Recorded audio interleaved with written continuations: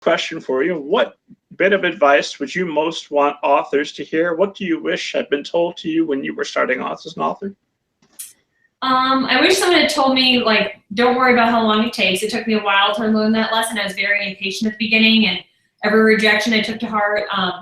The best piece of advice I got was not to, everyone says don't try to publish your first book, but everybody still tries, you know, because you think it's brilliant and wonderful.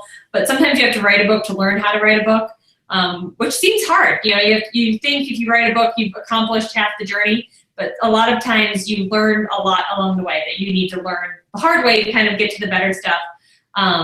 And just finding out what not to do. Be very well versed in the publishing world, reading blogs like yours. There's a literary agent named Janet Reed who has an awesome blog called Query Shark, where she edits people's queries and tells you what's working, what's not. She has 2 blogs actually that I found very helpful. But I was just really immersed in the world so that I knew how to not look dumb. Basically, when I sent out those queries, how, you know, what to not put in there that would be a red flag to someone. And then when I actually did get my, you know, book deal, it was awesome because I already had all this knowledge of like, okay, what's the next step? Because I've been reading so much on it. And I would just say not to give up. If you're a writer and you love writing, just stick with it because it's something that's enjoyable. And if you get to eventually make your passion a paycheck, all the better, you know. But like I said, if it had taken me 10, 20, 30 years, I still would be coming in my office and writing at night when the kids are in bed. Like, it wouldn't change what I was doing. The difference is now I have someone on the outside giving me deadlines as opposed to like just kind of putzing around and writing and starting a lot of different stories. And I think that's probably my best piece of advice, is not to give up. And Fantastic. Find a group.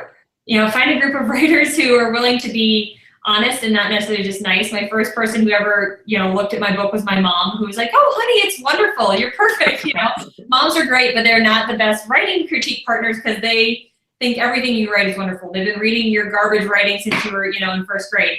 Find a group of writers who are like-minded, who are writing the same stuff as you. I had a different writing group, Not the YA Cannibals, who helped me with Float back when it was Super Zeros. It was my very first writing group, and they were huge. They were hugely instrumental in helping me figure out what was working and what wasn't.